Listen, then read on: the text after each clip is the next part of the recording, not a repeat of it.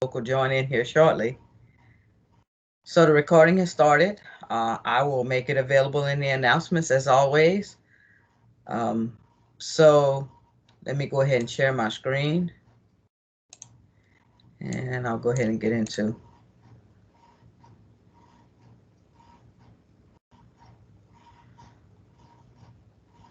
So I'll just open up the floor since it's just you and I for a time here. Do you have any questions regarding the project? I want to make sure that you're comfortable with what you have to do, and if you have questions, please ask. No, ma'am, I don't have any questions. Okay, so let me just go ahead into the weekly overviews in that case. Of course, Adam, at any point, if you're having questions, you can reach out to me, right? Yes, ma'am. Okay, great. So this week we're dealing with simple harmonic motion. In particular, we're looking at penduli and springs. If you are in my lecture class, you know this is the topic area that we focused on last week. So this week you'll be doing experiments with it. So let me just jump right in to the activities. So you have two experiments here. Be mindful. The pendulum experiment is your regular required experiment. The Hooke's law experiment is a bonus. Okay, and it explains that to you here. If you complete the pendulum and Hooke's law experiments and lab reports, you can get a 10-point bonus toward your lab report score. And then you see that there are also two post labs, right? One for the pendulum, one for Hooke's law. If you do both of them, then you can get a 5-point bonus toward your post lab score. Excuse me. Okay. So in total, you can earn 15 bonus points by doing both experiments, lab reports, and post labs. Is that clear?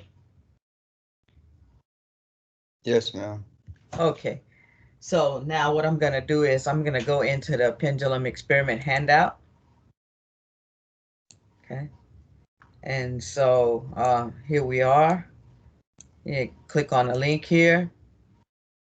And I want to make sure I've got the right thing going on here. Yeah. So you click here. Um, let's go. Let's see what happens there. Okay. So there is a HTML5 version, but let me see. I want to say the handout is built for this one. Let me just check because they're putting these new ones out as faster than I can keep up with them sometimes. So let me just make sure that the okay. Let's see if that's yeah. You can use the HTML5 one. They basically do the same thing. So once you get into the simulator, um, I'll put a note out to make sure you click on the big red 5. Use the HTML5 version. I mean, you could use either one. It really doesn't matter, but the HTML5 one is just easier because it will open up in your browser, right? The old legacy one, I say legacy, you see that's with the red F. If you click on that one, it might ask you to open Flash Player. See, yeah. Oh, yeah. See here, it tells you if you click on that, fine. Use the HTML5 version, and then just open the Big Red 5. So cool. So yeah, everything will work the same. It's just that the HTML5 version will be much easier to use because it'll run right in the browser. I'm so glad they're starting to make those transitions because Flash Player is going away. So we want to make sure that you have what you need. That'll work just fine. Once you open the simulator, get comfortable with it, and then you're going to use the simulator to answer these questions, okay? All right. So, your basic run-of-the-mill routine, right? Just um, open the simulator link, use it to complete the packet. Let's look at what goes in the lab report for the pendulum. Typical lab report format. Nothing new there, okay? Now, any questions on that pendulum experiment? No, ma'am. Okay. All right, then now let's take a look at the Hooke's Law. My hope is that they got the Hooke's Law one, a new version of it as well. So let's see. So I give a little bit background in this one. But you know, of course, if you're looking for background information, the required readings, viewings will have some information as well. They got a new HTML version of that one as well. Cool. So once you click on that, just go into the you know the setup, the simulator, play around with it. You know what happens if you know change the values here, that kind of thing. So no no magic there. Simulator, and you're going to use it to answer the questions in the packet. Okay. Now, this Hooke's Law one, there are some spaces where they ask you to make a graph. Yeah, you see here, you got to do a plot here. When they say plot a graph here. And then there are even some spaces where where it asks you, how does your slope value compare with the calculated values? Then you're going to use your calculated value and your slope value to do a percent error calculation, where the calculated value is the accepted value. Because you figure if you're calculating, you're going to be, you know, like more careful. It'll give you a better value because you aren't trying to interpret a graph, right? So when you do this comparison, you're going to do a percent error calculation, and you're going to use the calculated value as your accepted value. Sometimes students aren't sure which one is, and so on and so forth. There may be some other places here where it asks you to do a graph. Remember, anytime you're doing a graph for me, you're doing proper graphing techniques, okay?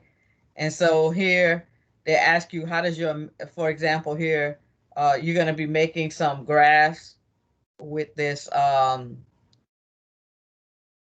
I'm looking here. There's a space here, another space here where they no, that was just the one graph. Okay. And so then anytime they're asking you to compare, your calculated values will be your accepted values. Okay. So that's pretty straightforward there. This is a bonus. You're not obligated to do any bonuses, but you know, if you do, it's worth you know, a total of 15 extra points if you do everything. Of course, while you're working, if you have any trouble, don't hesitate to reach out to me. Let's take a look and see if the Hooke's Law, I'm almost sure I have you write a lab report there. Yeah. So do the experiment, write your lab report, do the post lab. Any questions on that? No, ma'am. Okay. So if you're working at any point, Adam, don't hesitate to reach out to me. I'm more than available to you. I think you reached out to me this weekend because we're having some issue with the grade book. Am I right, if I recall correctly? Yes, ma'am. Yeah, I apologize. I was not seeing that. I know I hadn't scored it, and I did not see a score, but you were seeing a score. I don't know if that's some glitch. You know, they made some updates to Canvas here a while back, and I don't know if that's a problem there, but I got by it by just going in and actually grading it and putting a score in, manually putting a score in. So I do apologize for that, but you know, I know that could have been a bit confusing if you're seeing one thing and I'm seeing something else, but I truly had not scored that assignment. So I'm glad we got that fixed. So let's just take a quick peek at next week's um, overview, because if you see next week, the project is due. So we don't actually meet next week. There's nothing for me. Well, put it this way. Since you're comfortable with the project, you don't have to meet next week. What I will do next week for those people who didn't show up today is I will give them one last opportunity to ask questions about the project. Of course, you're always free to come in next Monday at 11, no problem. But what I'll do next Monday is address any additional questions and, you know, that kind of thing regarding the project. So if you want to stop by, feel free. If not, your project is due the 21st of November. And then let's take a look also. So next Monday, the 16th, talk about this. Oh yeah, so we will have to meet. I will also next Monday on the 16th be talking about the exam. Okay, so I'll give one last spiel on the project next Monday. I'll talk about the final exam, and then we'll be all set basically, except for getting those items turned in. Okay.